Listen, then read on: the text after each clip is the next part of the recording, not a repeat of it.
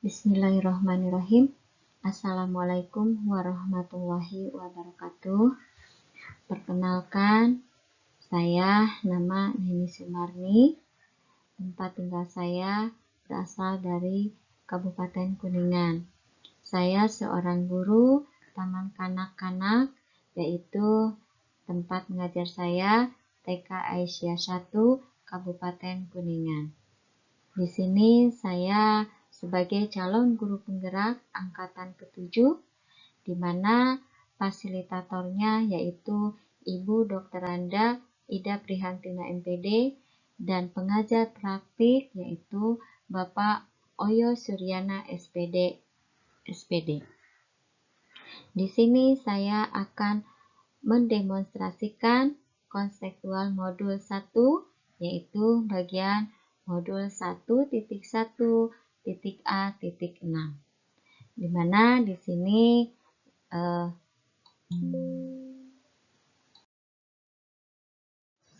sini saya akan mendemonstrasikan tentang konseptual pendidikan yang berpihak kepada anak. Di sini tentang Merdeka Belajar, di mana konsep pendidikan yang dipelopori oleh Ki Hajar Dewantara. Ki Hajar Dewantara, nama aslinya adalah Suwardi Suryaningrat. Lahir pada tanggal 2 Mei 1889. Beliau merupakan Menteri Pendidikan pertama di Indonesia. Beliau juga sebagai aktivis dan pelopor pendidikan dan pendiri perguruan taman siswa di Indonesia. Dan beliau juga disebut sebagai Bapak Pendidikan Nasional, di mana setiap tanggal 2 Mei selalu diperingati sebagai Hari Pendidikan Nasional. Nah, di sini bagaimana pemikiran Ki Hajar Dewantara tentang pendidikan yang berpihak kepada anak.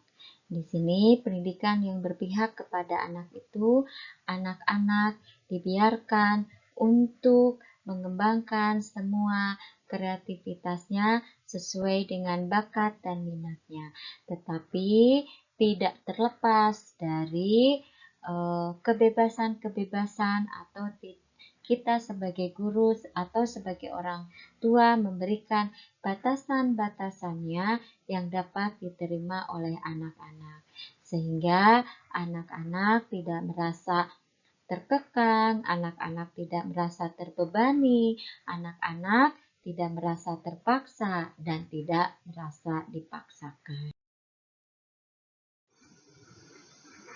Pendidikan yang berpihak kepada anak yaitu menitik beratkan anak atau murid sebagai prioritas utama yang harus dilayani dan diperhatikan. Karena di sini anak-anak itu merupakan aset untuk kita semua. Anak merupakan sesuatu hal yang sangat berharga.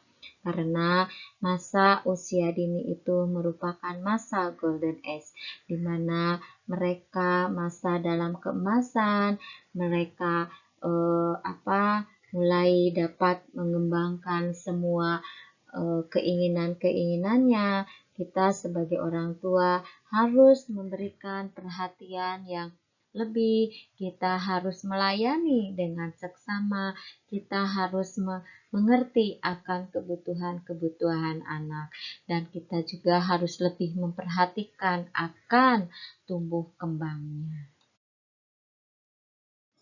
Setiap anak atau murid memiliki kemerdekaan untuk belajar. Setiap anak memiliki suatu kebebasan untuk memilih kegiatan-kegiatannya. Anak mempunyai kebebasan untuk mengekspresikan semua kemampuannya, sehingga anak-anak bisa mengembangkan semua aktivitasnya sesuai dengan tahap perkembangannya, sesuai dengan usianya, sehingga anak-anak nantinya mempunyai pengalaman-pengalaman setelah mereka mengikuti kegiatan-kegiatannya, Setelah mereka mengalami kejadian-kejadian sesuai dengan yang dia lakukan, yang dia laksanakan, sehingga nantinya anak-anak dapat memperoleh semua yang mereka inginkan. Jadi segala sesuatu yang mereka lakukan nantinya akan menjadikan suatu pengalaman untuk dirinya. Di sini proses pendidikan yang berpusat kepada anak, yaitu dengan memberikan kemerdekaan untuk tumbuh dan berkembang anak tersebut. Kita fasilitasi kebutuhannya, kita sediakan keinginan-keinginannya, tetapi tidak terlepas dari apa-apa yang ada batasan-batasannya. Kita jaga akan keselamatannya, kita berikan kegiatan-kegiatannya sesuai dengan tahap perkembangannya, kita berikan kebutuhan-kebutuhan anak yang dibutuhkan oleh perkembangan dan pertumbuhan anaknya, sehingga anak nantinya dapat berekspresi, anak-anak dapat mengembangkan semua aktivitasnya tanpa ada paksaan, tanpa ada kekangan, tanpa ada batasan-batasannya, sehingga anak nantinya dapat mengembangkan semuanya, anak dapat beraktivitas dengan senang, anak dapat beraktivitas dengan gembira, sehingga anak benar-benar diberikan kebebasan untuk memilih keinginannya sesuai dengan keinginannya. Dan kita sebagai guru memberikan pengertian, memberikan pengawasan, tidak terlepas dari pengawasan kita selaku orang tua, supaya anak-anak benar-benar mengembangkan semua aktivitasnya dan anak-anak nantinya merasa senang untuk melakukan hal tersebut.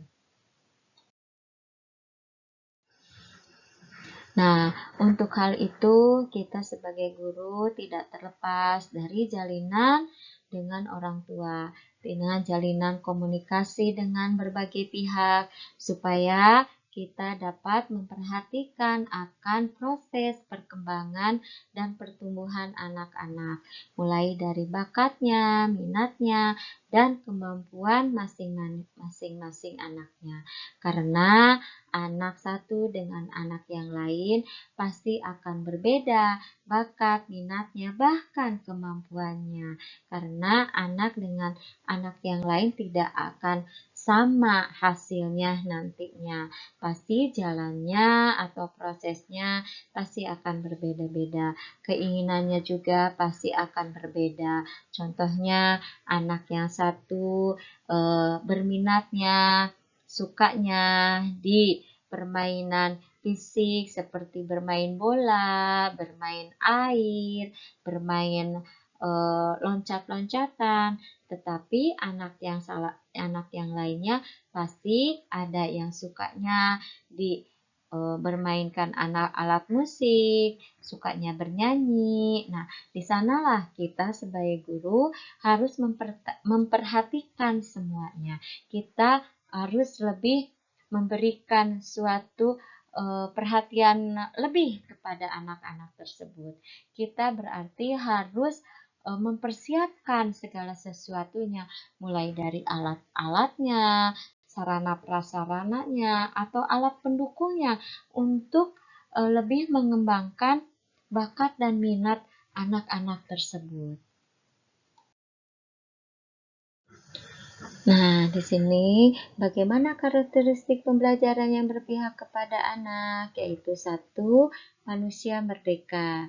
Pendidikan bertujuan agar anak selamat dan bahagia, baik segi manusia maupun sebagai anggota masyarakat.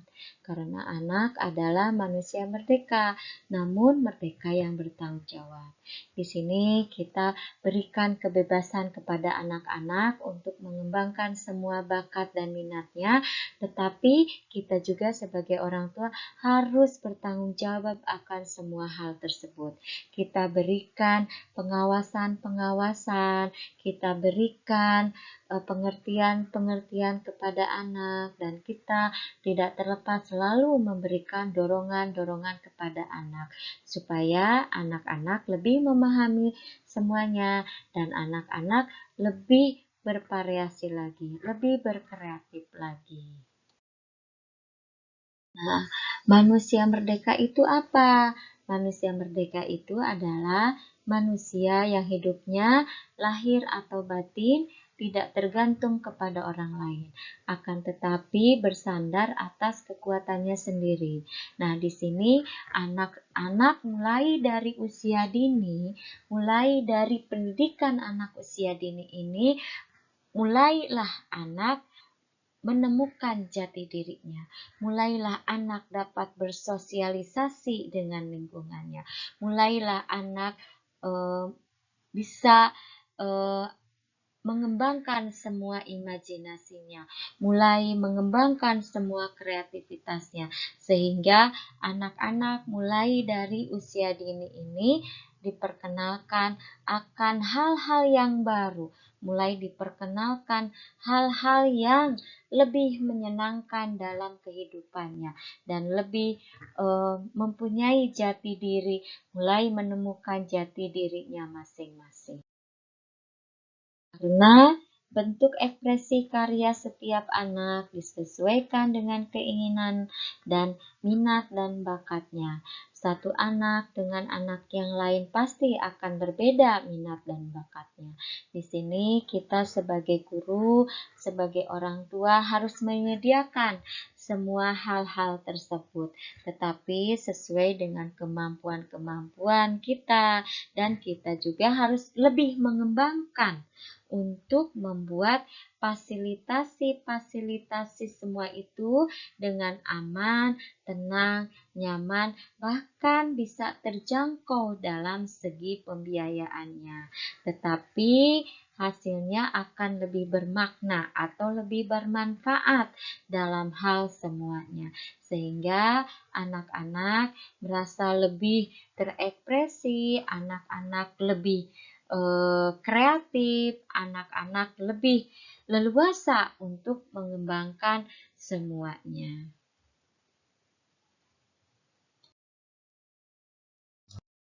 Yang kedua yaitu mengembangkan bakat dan minat, di mana pendidikan yang berpihak kepada anak yaitu pendidikan yang memperhatikan akan bakat minat anak masing-masing.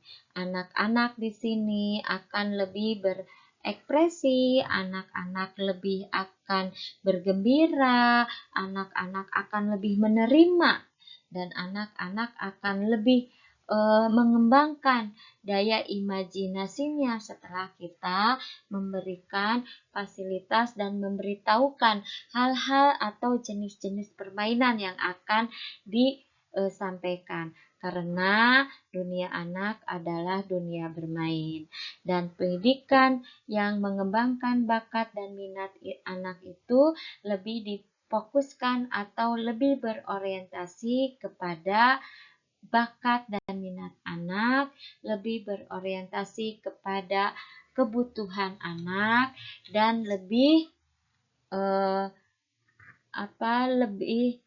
pendidikannya itu lebih berkesinambungan dalam hal memberikan kegiatan-kegiatannya. Bakat adalah kemampuan bawaan lahir. Di sini anak dengan anak yang lain pasti akan berbeda bakatnya. Karena berbeda juga orang tuanya.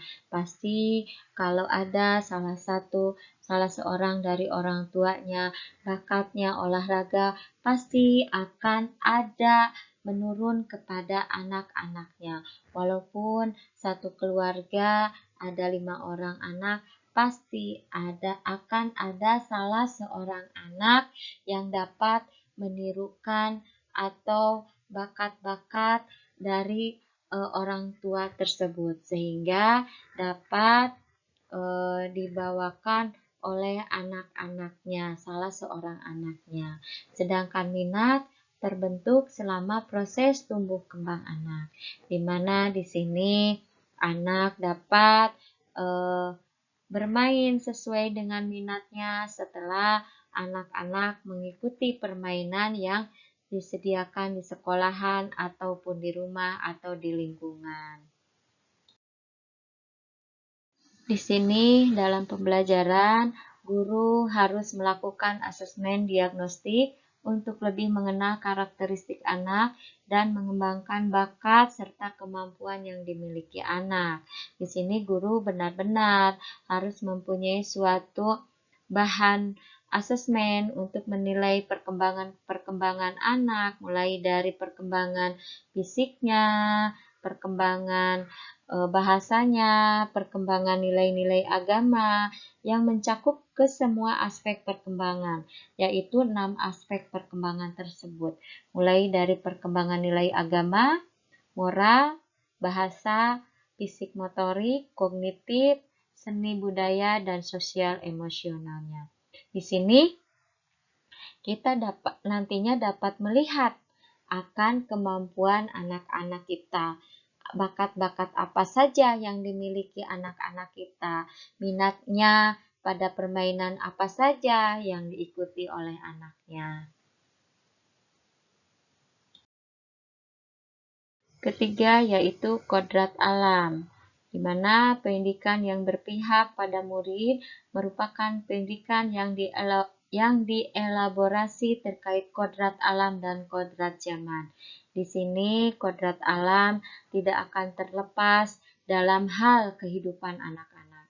Kita sebagai guru harus selalu memberikan pengenalan lingkungan sekitar, pengenalan lingkungan kebudayaan yang ada di daerah anak-anak, mulai dari bahasanya, adat istiadatnya, seni budayanya, bahkan pakaian adatnya.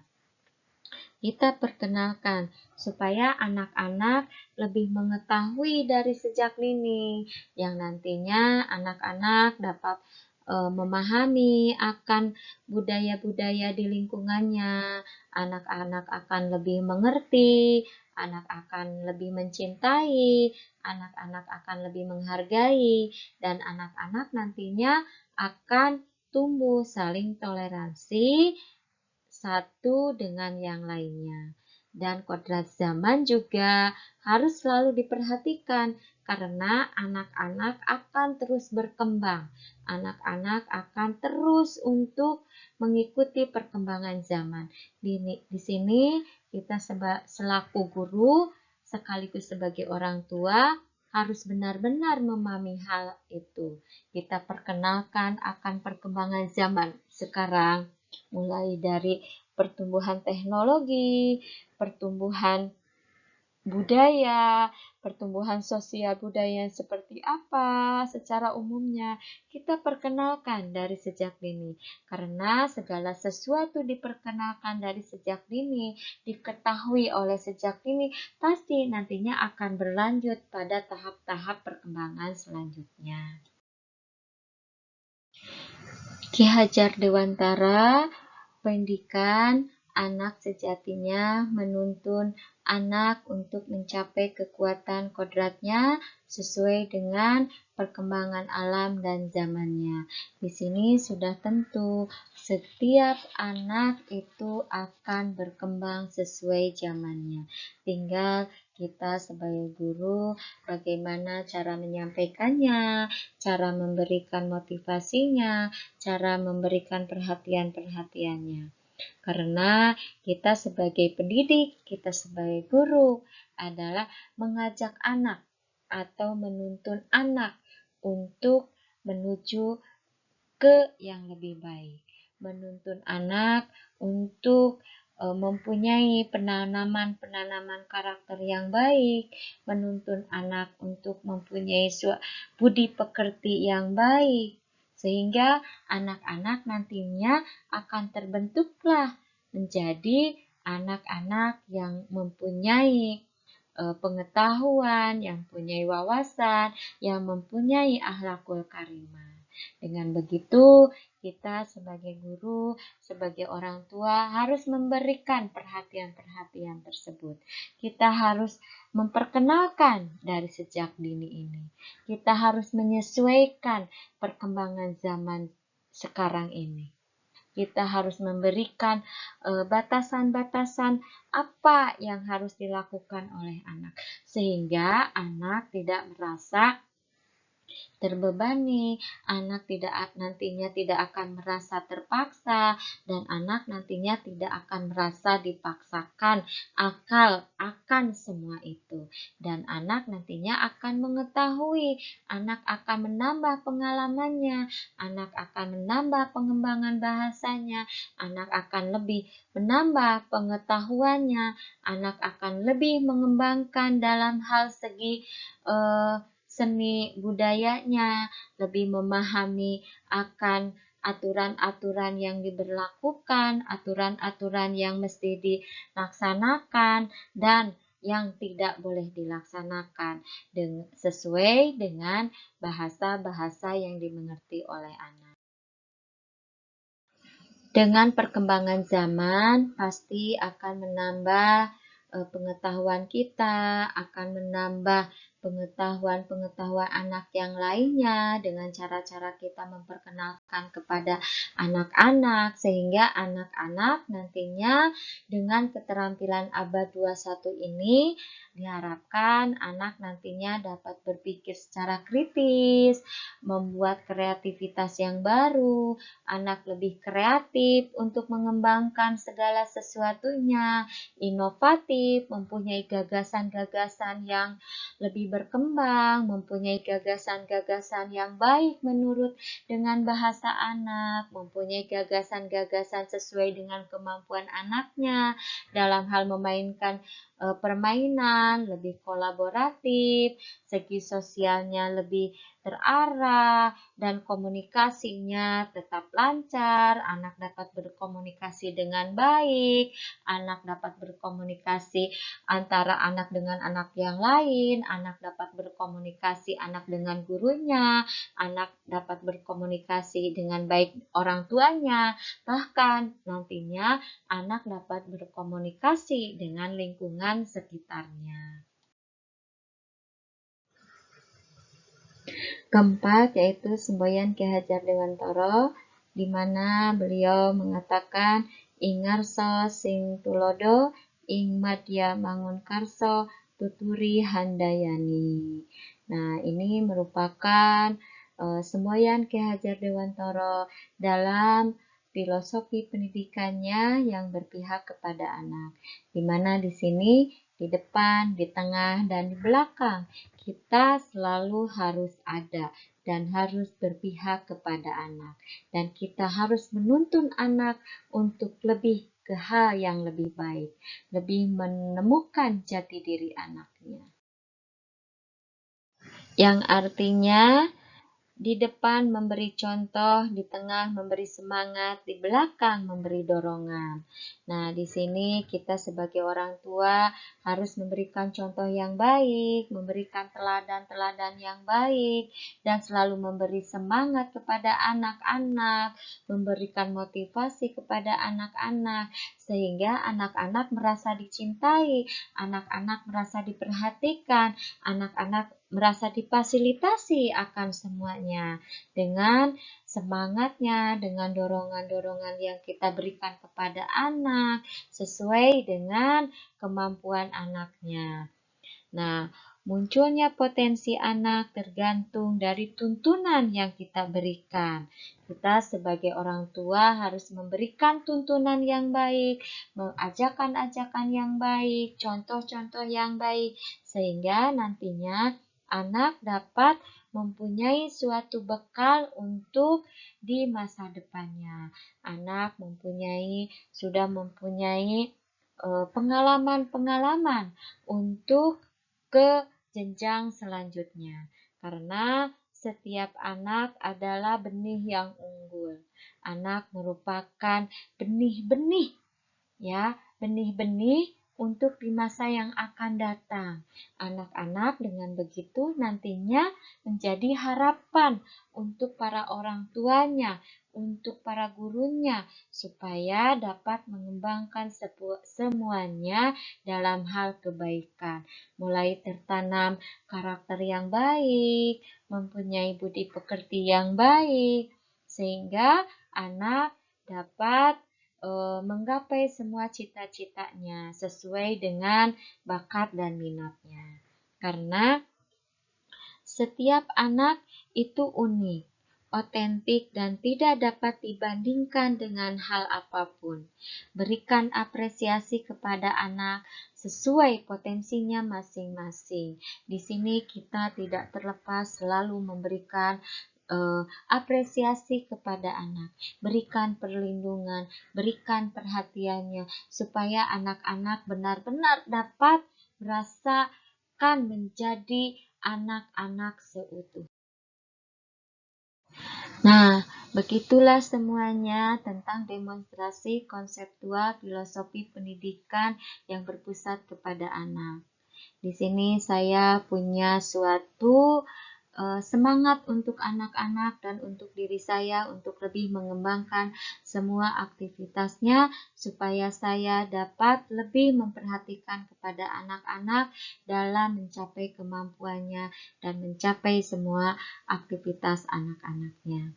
Senyummu adalah ketenanganku, ceriamu adalah kebahagiaanku, kehebatanmu adalah semangatku.